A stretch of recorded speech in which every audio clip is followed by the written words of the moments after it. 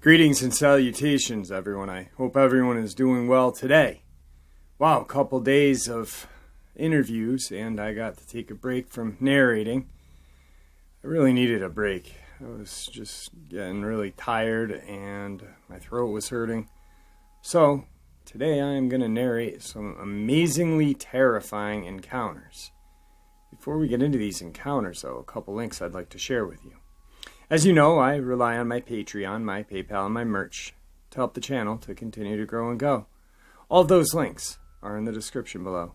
Also, Dogman, Frightening Encounters, Volume 1, 2, and 3, the audiobook version, written by Tom Lyons, narrated and produced by me, Jeffrey Nadolny, is available on Audible, Amazon, and iTunes. The links to those are in the description as well. Now, I've taken enough of your time, everyone. Let's get on with today's upload, shall we? Today's first part of the upload is from a subscriber. This is his encounter.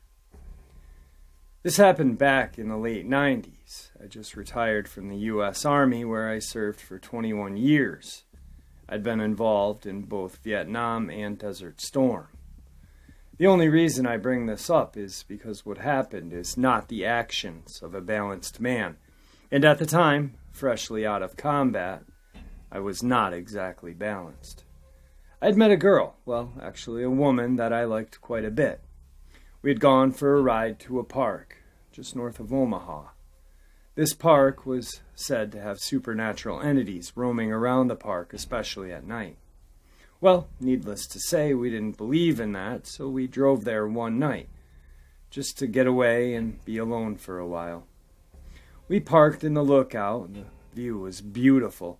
After a bit, she had a tinkle. Well, me being a gentleman, I moved to the other side of the car to let her do her business. When all of a sudden, she let out this muffled yelp, I immediately knew something was wrong. You need to know that since I got back home, I went nowhere unarmed. I always had my .45 auto and either my Bowie or a machete. That night I had the machete. I quickly moved to where she was and saw her face. It was a face of fear and panic. I turned to see what she was looking at and got the shock of my life. There, 25 feet away, was a dog standing on two legs. It was hunched, and its front legs were almost touching the ground. I'm 6 foot, and this thing was at least my height hunched over. God only knows how tall it was standing straight up. I instinctively moved between her and it. I drew my pistol and machete and stood there. There was no running. It had us cornered. Jeff, this damn thing smiled at me. It was a pure, evil, and intimidating type of smile. For the first time in a long time, I was frightened. Then my training kicked in. I smiled back with the most evil and intimidating smile I could muster, at the same time raising my .45 and scraping the machete along the ground. As I took a step toward it, it barked and bolted to my left, followed by 2 more that neither one of us had seen. Needless to say, we got the hell out of there in a hurry. Sad thing about this story was I never saw that girl again.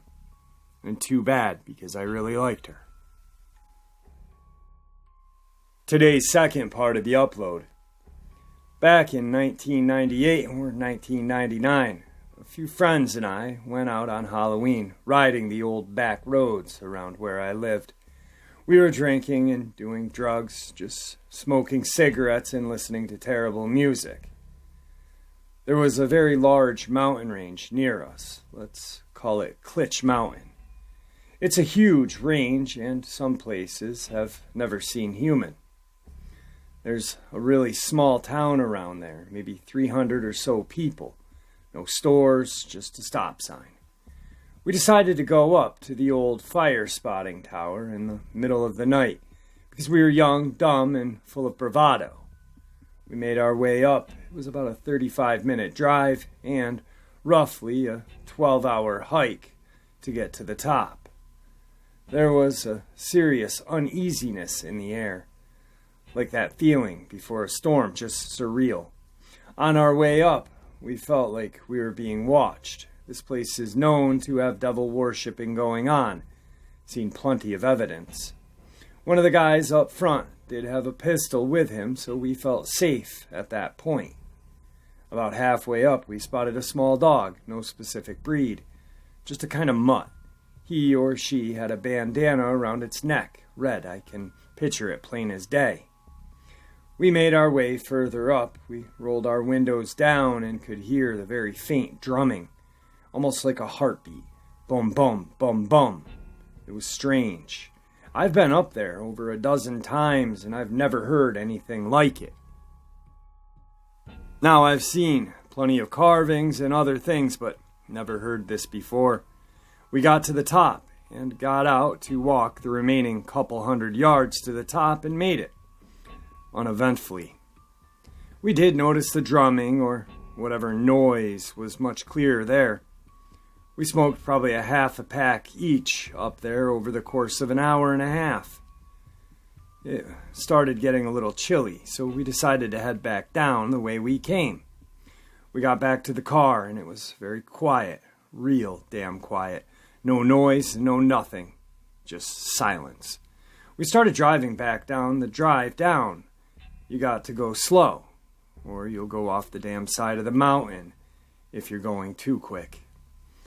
The driver pointed off to the side, and we saw what looked like torches or flashlights. There were a good 500 yards or more into the brush. I've been down and up that mountain many times. There is no road there. We kept going, and we got about a quarter of the way down, and we saw the dog again. It kept getting closer. I swear on my mother's life and everything I hold dearly. This dog had the face of an old woman. It got closer and closer and closer, and we all saw it. It just kept looking at us, this old lady's face on a dog's body. I can't describe it any other way. We got the hell out of there real quick. We started hearing the drumming again, and that was it. We made it home shook up like crazy. The mountain is home to things we don't know about. I've heard laughter that was mixed with a horse. I've heard a woman screaming, and I've felt the ground shake from rumbling. It's insane. I don't go there as often as I used to, but I've never gone hunting there again. Today's third part of the upload. My family owns a lot of acreage in southwest Virginia. It never has human interaction aside from hunting season. Last year in mid-November, I went to the cabin we have there to clean up and get ready to hunt the following weekend. I brought my gun just in case I was to run into a buck. I spent about 3 hours cleaning up in and around the camp and started to make my way back out. It was starting to get dark, and I had a few hundred yards of uphill hiking to do before I made it to my truck. I stopped to take a break on this uprooted tree, and I hear something walking down below me. I'm hiking to the east. What I heard was to the north. I readied my gun, hoping to blast a monstrous buck. What I saw was not a monstrous buck, but a monster itself. It was an upright being with long arms and a cone-shaped head. I couldn't tell you its height, hair color, or anything like that. All I know is that it was hairy. I started moving up the hill with my heart racing. Then the smell hit me. It smelled really musty, almost like a wet dog. I immediately broke into a dead sprint up the hillside and made it to my truck. I booked it out of there and haven't been back since. But I've spoken to the hunters and residents of that neck of the woods, and they all tell me stories. One man said it walked into his barn one evening. He has pictures, and if I can get a hold of those, I'll share them with you. Update. I just saw the damn thing again this morning. I had went to help out an old man that lives near my property. He recently had hip surgery, but is not the type to slow down. We just finished feeding his hog when he said, "First bear of the year," as he points to the tree line. It took me a second to see what he was talking about, and I think we both realized at the same time that it was not a bear. It stood up on two legs and took 3 or 4 steps into the woods and disappeared over the hill, leading down in the direction of my cabin. Needless to say, we hurried to the truck and left. It's been raining pretty steadily all morning, so we never would have heard it or known it was even there without him spotting it. It makes me very uneasy knowing that it was watching us, and something tells me that it was the same one that I had a run-in back in 2018. Today's 4th encounter. This encounter happened to my grandfather in the Pacific Northwest, or Canada. My granddad was 18 or 19 when this experience happened in the early 50s. The exact year changes every time he tells us. Mount St. Helens was still a long time from erupting. My granddad was excited because his old rings piston busted the engine, and his tree logger, he says it means big boss, bought a new one, and they had to go into town with him to pick it up. Only problem was, they had to drive back overnight. They got dropped off at the dealership late in the evening because he remembers the owner being super irritated for having to do paperwork before closing. After they signed the paper, the sun was already behind Old Fuji, the nickname they called for Mount Hood. They got taken out and was driving back up the mud road. He reckons 3 or 4 hours into the drive, he rolls through a clearing toward the plateau covered in fir and pine. He begins to make a motion like cutting the wheel. And as I begin to cut the wheel, the fog lights hit the tree line, and I first saw the thing standing in the road in the divot a truck carved out earlier. Its body was facing us, but its head was tilted up, and to the left, looking at the tree, then turned and looked toward the truck's lights, then looked back up at the tree. When I started to match its gaze, and up in the tree was what looked like a black-brown mass, the size of a kid, hanging behind the trunk of the tree, trying to hide behind it like a fat guy behind a skinny tree. At this point, I slapped the boss man on his chest and said, "What the hell's on the road?" He wakes up and jumps because he thinks it's a bear. But I'm here saying no, it's damn too tall to be a bear. Ain't no bear 10 feet tall on its back feet. And ain't no bear got fingers like that. When I looked back at the thing in the road, it extended its hand and grabbed the trunk and pulled itself up the embankment that not even the biggest gorilla we have back at the camp could go up. The moment it was over the embankment, the thing in the tree just lets go and also falls behind the embankment.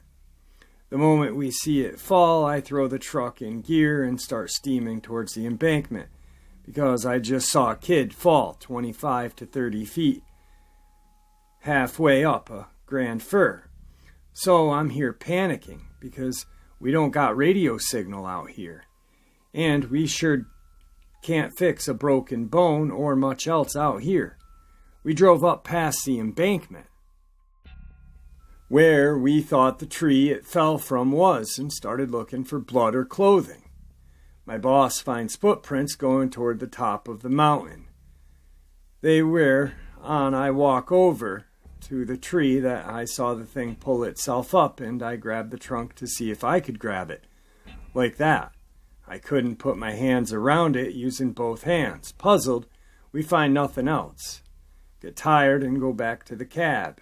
He starts the engine and says to me, "You know, my boss told me something about the Indians in town saying something lives on the mountain before we took the contract."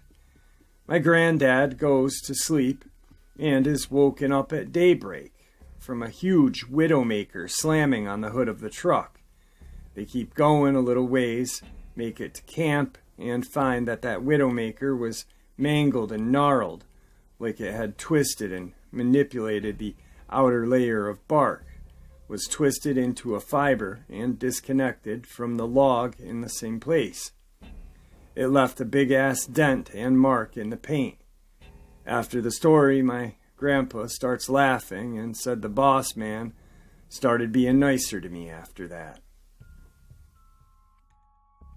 Today's fifth and final part of the upload. Okay, I'm 43 now, and this took place near Deadwood, South Dakota in the Black Hills when I was in the 5th grade. I'm pretty sure it was during the summer months between my 5th and 6th grade years in school. So quick math says I was 10, maybe 11. My birthday is in July. Anywho, that matters because at that age I was old enough to be aware of my surroundings and to know the difference between imaginary friends and real life ones.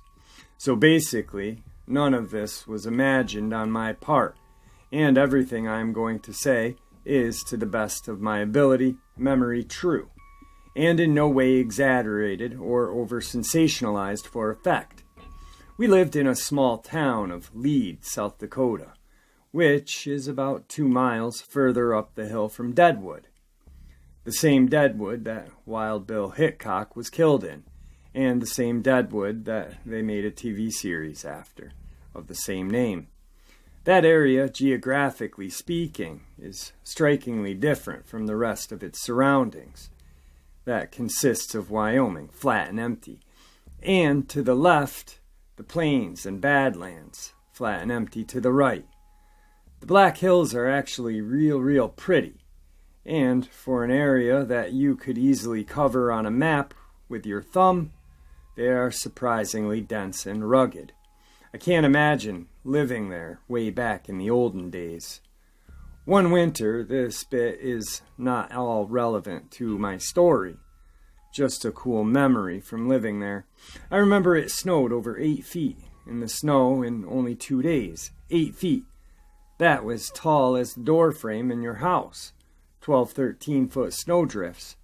The first day of the blizzard, there was 0 wind.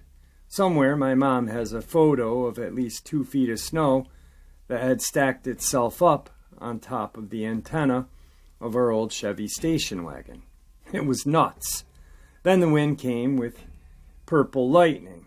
It was truly an insane place to live. Okay, back on track. My family was considered big by today's standards. I'm number 3 of 6 boys, and having been raised a Jehovah's Witness, we were encouraged to keep our friends and associates to members of the church as much as possible. So one evening, our family was having dinner with the Speary's family at their house on a piece of property near Deadwood, somewhere within maybe 10 miles from the town itself. Unfortunately, I cannot recall the exact location of the property, but I do recall it nearby. There were some old, rusty, no longer used train tracks that went through a short tunnel that I remember was a blast to have Roman candle fights in. Something like that. This all takes place in the span of about 5 minutes total, maybe less. But that evening it was about dusk, and we had already eaten dinner, and the adults were in the house getting dessert ready or doing whatever. And I was myself, my older brother Jason, and 2 of their kids, both boys. And we were all within a few years of the age. We were out messing around a few hundred yards away from the barn that their family was setting up on their property. That was still under construction, but mostly finished. It had exterior windows, unsure if actual windows had been installed or not, but it had a big barn door and everything. I recall we were climbing around up in the rafters of the structure, and someone on the ground level commented about some horrible smell, and within a few moments the smell caught up with me, who was still making my way down from the rafters of the barn. I cannot describe this smell, so I will attempt to describe what this smell felt like. Things that smell real bad. I mean real bad, because the human body to involuntary gag or throw up. This isn't something you even have time to try to stop. It's like a reflex made of everything horrible in nature. The smell hits you and is interpreted by your brain, and before you can exhale, your body is trying to turn itself inside out. And that's what mine did. I clearly remember I was getting ready to hop down onto the ladder and I smelled it and instantly vomited freshly eaten spaghetti all down the front of my shirt and shorts. It easily could have been the pie eating contest scene from the movie Stand By Me. Right about then we heard something outside that I had never heard before and haven't heard since. But it was a big sound. You know, the sound the elephant or a howler monkey or a lion makes at the zoo. This was no different. It shook the earth. You could hear it, but you could also feel it inside your body. It was something. It was something alive, and it was big. Right about then, I was motionless, as we all were, staring at each other wide-eyed. And while I was standing up in the rafters, the entire frickin' structure creaked and groaned as the exterior wall was pushed on from my left to right. It was violent enough that I had quickly kneeled down and grasped the wooden beam I was standing up on to keep from falling down to the ground. I probably moved 6 to 8 inches laterally. That's a lot of movement for a single-story structure attached to a foundation to move. The dog was going apeshit. Its spur was standing straight up on its back, and it was in a defensive posture, holding its ground, looking directly at the place on the broad side of this barn that the sound came from, and the movement originated from the big barn door behind it. I hopped down onto the ground and had one of those moments of clarity thoughts. Is this about to come through the frickin' wall? As my brother and the 2 boys, we were starting scrambling to find something, anything to defend ourselves with. I think I ended up holding a rusty pair of garden shears or something. I recall the dog, a nice-sized German shepherd, turned towards the door and ran out and rounded the corner with a very offensive attack posture. And it was obvious it was going out to protect its humans or die trying. I'm in my mid-40s, and I had never witnessed that kind of split-second bravery, even in a human. One of the boys ran after the dog, clearly concerned for the dog, now in danger, and we all ran out of the barn with our makeshift torches and pitchfork, minus the torches, in attempt to do something, anything to investigate the dog, having put itself into harm's way. Now, right behind the barn, there were bushes that this hill started up pretty steep, like a 45-degree angle.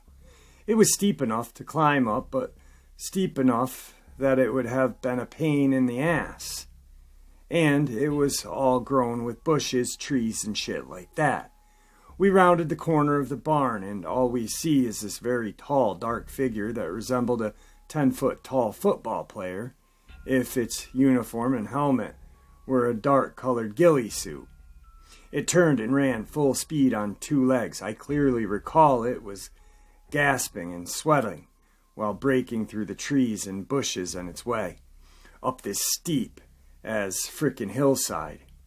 It was like a cartoon. A dark figure runs up the hill as bushes and trees rustle and break. Then it zigs and runs up further as the trees and brushes rumble. Then zags, then runs further as the trees crash and break, and the bushes rustle violently. Whoosh, whoosh, crash, slam, whoosh, snap, bang, boom, crash, and was up and over the incline in only about 10 seconds. This was a goddamn mountain, and it ran up it faster than I've ever seen anything ever run. It sprinted up the frickin' incline steeper than the laws of physics would allow you to drive a vehicle, and completely overgrown with thick brush and trees. The entire encounter, this thing was screaming louder than I could if I had curled up my lips and bellowed as loud as I could. Right now, hell, it was louder than 3 or 4 adults could yell, if all yelling at the same time and yelling as if they were trying to permanently screw up their voices. But it wasn't human. And it was screaming. The dog ran back to us after having given up chasing a quarter of the way up the hill. And there we were, all 4 of us kids and the dog, none of us dead. And with the fires of hell lit under our feet, we flew back to the house and exploded into the front door, all of us babbling, panting, crying, puke-covered, and freaking the hell out. But it was mostly dark by this point, and the adults dismissed us and our story, saying we must have seen an elk or a deer or a bear. No, I've seen all of those in the wild, lots of times. And when was the last time a bear screamed at you and ran on 2 feet? It's impossible, incline, grasping. To grasp anything, thumb-like appendages is mandatory. Bears can't grasp anything ever. And they never scream. This story is true, 100%. I don't care if you believe it or not. It's totally unexaggerated or over-sensationalized for effect. Wow, guys, what a set of encounters. The first encounter, the subscriber submission, I would love to have this gentleman on. Of course, anonymity is always respected. Just to hear him tell us this story. A truly terrifying and amazing encounter all in one. Hopefully he agrees to come on. The last encounter was truly terrifying. I can't imagine, I live in a mountainous, woodsy region, but I can't imagine living somewhere so far out. And, with my buddies at such a young age, at that age, you're just full of piss and vinegar. You're really not scared because you're not thinking of fear. But then you see this German Shepherd go ape crazy, and this huge monster run up this impossibly steep hill like it was nothing, on top of shaking the barn, screaming as loud as it can. I mean, God, I could never imagine being that terrified as a child. I've had some terrifying things, but that one is, oof. Then the second encounter. Now, we've all heard, I've heard, I'm assuming you guys have as well, that have been with my channel. There's been accounts of dogs with human-like faces. I myself think they are some sort of shapeshifter. Some sort of Native American shaman. I know a lot of people will say, oh, it was a skinwalker. No, it was a shapeshifter, because skinwalkers is a term for the Navajo. But just like Wendigos are not large, scrawny things with horns and look like a deer. But this thing, in my eyes, is definitely some sort of shape-shifting demonic creature. Obviously, there's a lot of satanic rituals going on in that area. Maybe it was something conjured, or maybe it was the thing doing the conjuring, and it was receiving its powers. Who knows? I don't know how I would feel about seeing something that hideous, so I'd probably hit it with my car, to be honest with you. And I love animals, but it's got a human face, so bye-bye. The grandfather encounter, like, the guy really did an amazing job writing it down for me to retell, for others to hear the way his granddad talked, because, he's obviously a redneck logging MFer from the 50s, probably a very hard man, Definitely a cool encounter. Definitely terrifying. He had a heart though. He's a logger. He's freaking tough. In the 50s, where men were men and sheep were scared. Just kidding. But where men were men. And then you see this childlike thing fall out of a tree. But yet you just saw this 10-foot tall creature and you still run looking for the child. So, heart of gold right there. I'm wondering why the creature threw something at the truck, though. A large rock or log or whatever they called it. Widowmaker. I can only assume that it was just huge, and that's why they called it that. But yeah, terrifying. And then the encounter that happened in Virginia, where the gentleman saw it twice. We all know that Virginia has some very creepy encounters. All states really do, and there are hot spots like Taylor, Mississippi, and Michigan area, or, I really can't say any hot spots. I think they all have their spot, just seems that many animals or creatures were seen in Taylor, but Virginia as a state itself has had a lot of terrifying encounters with Dogman, Sasquatch, white things. Who knows? And I think a lot of those encounters stem from a lot of ancient Native American rituals, a lot of bad juju. We really shit all over the Native Americans back in the day, and I think part of me wants to think that some of these unexplained cryptids, like that dog face or human face dog, or these pale frickin' things, are something conjured by some ritual performed long ago. The Dogman and Sasquatch, I just think they, even if they're not from this dimension or from this planet, who the frick knows? I think they are flesh and blood. Do they have our blood in it? Maybe not. Do they bleed red? Who knows? They might bleed green. But I think they are flesh and blood for some point. That's my theory. But anyway, I'm just spewing now. Anyway, I hope you guys enjoyed today's upload as much as I enjoyed sharing it with you. Once again, the gentleman who shared his encounter, the first encounter, if you hear this, I'm going to send you out an email. Please respond. Anonymity would be respected. I